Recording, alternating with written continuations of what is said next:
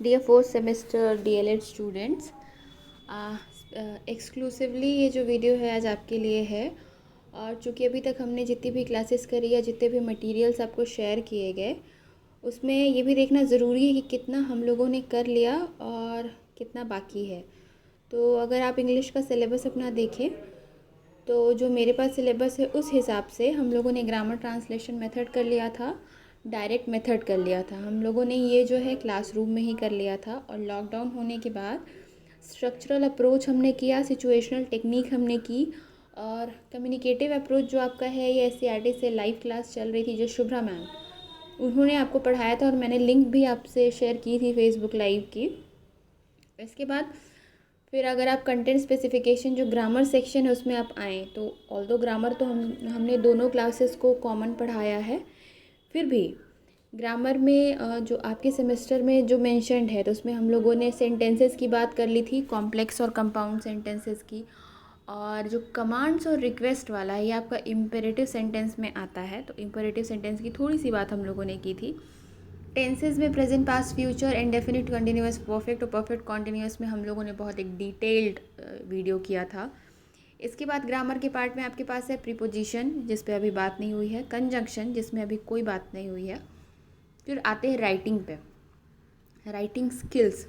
उसमें आपको मेन क्या क्या देखना था, तो डिस्क्रिप्शन ऑफ पिक्चर्स और objects, letter, applications, filling up the forms. शायद फिलिंग अप द फॉर्म्स पे डिस्कस करने की ज़रूरत हमें नहीं होगी क्योंकि ये ऑनलाइन फॉर्म्स का दौर है, तो इसमें आप सबको बहुत अच्छे से पता होगा कि कैसे फॉर्म भरा जाता है। इसके बाद सबसे लास्ट पॉइंट है आपका लेसन प्लानिंग।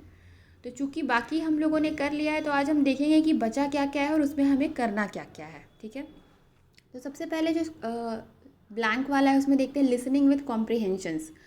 ये जो लिसनिंग विद कॉम्प्रीहेंशन है इसमें हमें करना है, कॉम्प्रीहेंशन से आप बहुत अच्छे से समझ रहे होंगे कि आपको पहले पैसेज कॉम्प्रीहेंशन कराया जाता था, यानी कि आपको एक अनसीन पैसेज दे दिया जाता था, उसको आपको पढ़ना होता था, फिर आपसे उससे कॉम्प्रीहेंशन के 4-5 सवाल पूछे जाते थे, यानी कि उसी पैराग्राफ के बीच से आपको पढ़ना होता था वो पैराग्राफ और उन जो क्वेश्चन है उनको आंसर करना होता था। अब यहाँ पे लिखा है लिसनिंग विद कॉम्प्रीहेंशंस, यानी कि आपको सुनना है कॉम्प्रीहेंड करके। पहले क्या किया आपने, जो पैसेज आपको दिया गया था उसमें आपने किया था कि आप कॉम्प्रीहेंड करके लिख रहे थे, यानी समझ के आंसर कर रहे थे। अब आपसे क्या एक्सपेक्टेड है कि कॉम्प्रीहेंशन, यानी कि जो बोला जा रहा है सुनना है, ऑब्वियसली जो बोला जा रहा है, जो आवाज़ है आप उसी को तो सुनेंगे। ठीक है, तो कॉम्प्रीहेंशन, अब आपको कॉम्प्रीहेंड करना है, जो आप सुन रहे हैं उसको आपको कॉम्प्रीहेंड करना है, उससे आपको मतलब निकालना है कि कोई भी चीज़ चल रही है तो उसमें आपको, जैसे कि एग्जाम्पल में क्या दिया है, पब्लिक अनाउंसमेंट्स, टीवी न्यूज़, जैसे कि इंग्लिश टीवी न्यूज़ जो होती है या पब्लिक अनाउंसमेंट्स होते हैं, या इवन आजकल जो है ऑनलाइन प्लेटफॉर्म्स का दौर है तो उसमें जो इंग्लिश वीडियोस होते हैं या फिर मूवीज़ होती है या फिर कार्टून फिल्म्स होती हैं, एनीथिंग, बीट एनीथिंग, उसमें जब आप सुन रहे हैं तो वो कॉम्प्रीहेंशन।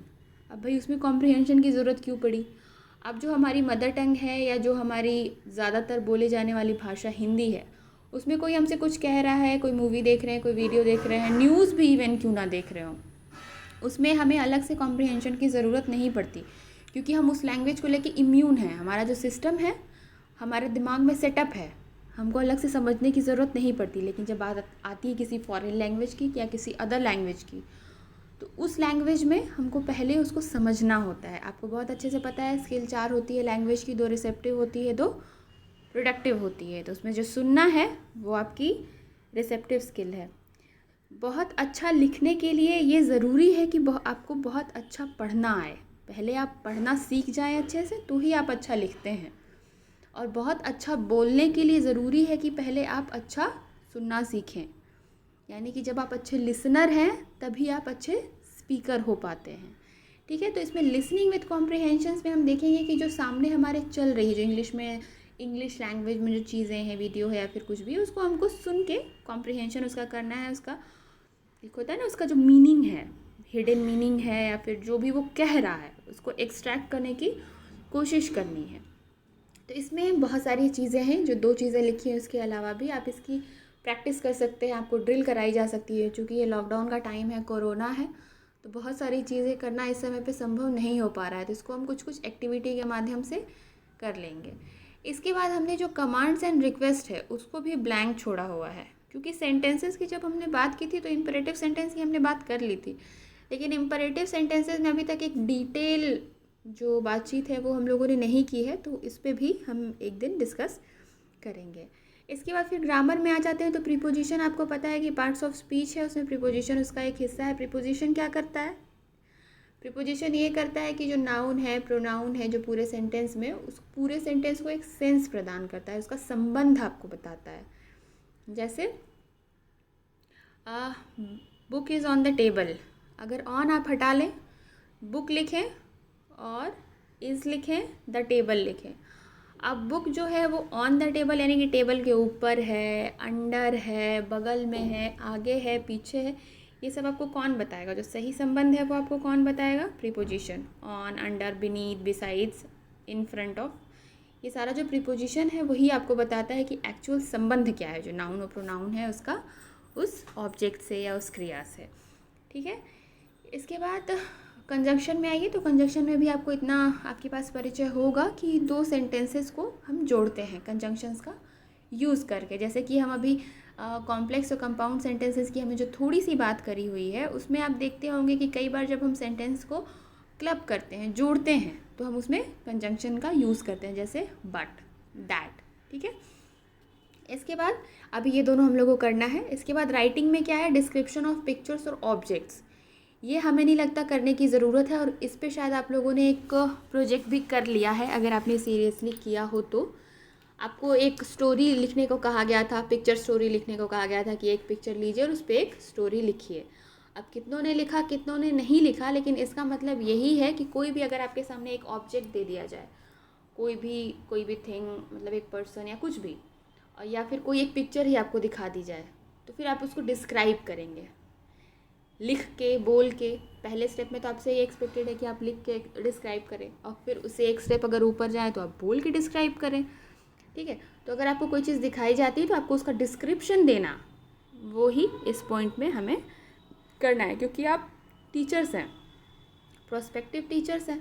तो क्लासरूम में ये जो सारी एक्टिविटीज़ हैं आपसे रिक्वायर्ड हैं, तो क्लासरूम में करने से पहले आपको ये सब प्रैक्टिस करने की ज़रूरत है। इसके बाद हम आते हैं लेटर एप्लीकेशन। ये बहुत नॉर्मल या बहुत कॉमन सी चीज़ है, बहुत इजी लग रहा होगा, लेकिन उतना ही डिफ़िकल्ट है, उतना ही टेक्निकल है। इजी भी है, डिफ़िकल्ट भी है।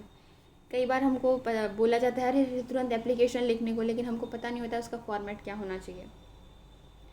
लेटर एप्लीकेशन, चूँकि ये सोशल मीडिया का ज़माना है, तो जो फॉर्मल लेटर्स हैं वो तो अभी भी चल रहा है, लेकिन जो इनफॉर्मल लेटर्स थे, जो हम अपने रिश्तेदारों को, अपनों को लिखते थे, ग्रीटिंग्स जो लिख के भेजते थे, अब उसका ज़माना थोड़ा सा कम हो गया है। लेकिन अभी भी हम मेल करते हैं, हम बधाई संदेश जो है, भले वो SMS शॉर्ट मैसेजिंग सर्विस में बदल गई हो, लेकिन अभी भी हम मैसेजेस करते हैं।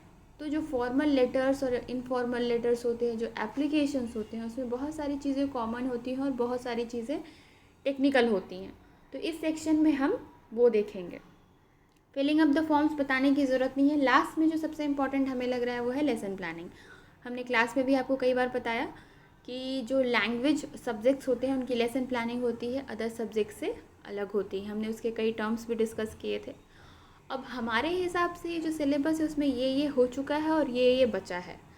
अब हम आपसे एक्सपेक्ट कर रहे हैं कि आप उसको एक बार देखें, और आपको जो अभी भी रिक्वायर्ड है, भले वो हमने एक बार कर दिया हो या फिर अभी तक ना किया हो, तो जो आपका कंसेंसस बने। तो सबसे पहले तो ये जो चीज़ें बची हैं वो अब हम लाइन से करने वाले हैं। लेकिन अगर आपको कुछ और पूछना है, या आप कुछ और जानना चाहते हो, या आपको लगता है कि ये चीज़ दोबारा बताने की ज़रूरत है, तो काइंडली लेट मी नो, हम उस पर फिर से बात करेंगे। तो आज एक ओवरव्यू देने के बाद जो बाकी की बची चीज़ें हैं, जैसे कि लिसनिंग विद कॉम्प्रिहेंशन हमने कहा, कमांड्स एंड रिक्वेस्ट हमने कहा, लेटर और एप्लीकेशन हमने कहा, प्रीपोजिशन और कंजंक्शन हमने कहा, तो इसमें से किसी पे भी हम अगली क्लास में बात कर सकते हैं। ठीक है। तो तब तक के लिए आप इसको थोड़ा रिवाइज़ करें। अभी के लिए थैंक यू।